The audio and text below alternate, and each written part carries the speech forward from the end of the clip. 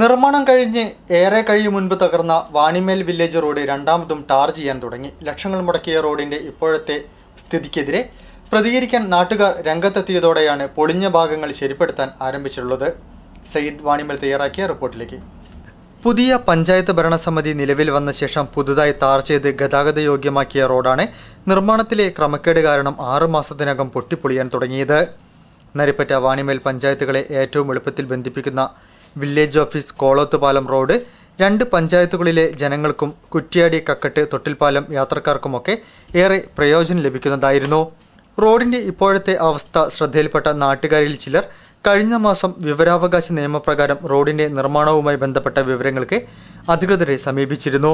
റോഡിന് 6 മാസം ഗ്യാരണ്ടി മാത്രമേ കൊടുക്കാറുള്ളൂ എന്ന് അധികൃതരിൽ ചിലർ പറഞ്ഞ് തടിയുരാൻ ശ്രമിച്ചെങ്കിലും പൊതുജനങ്ങളുടെ ശക്തമായ ഇടപെടൽ ഭയന്ന് കഴിഞ്ഞ ദിവസം റോഡിന്റെ അറ്റകുറ്റപ്പണികൾ ആരംഭിക്കുകയായിരുന്നു.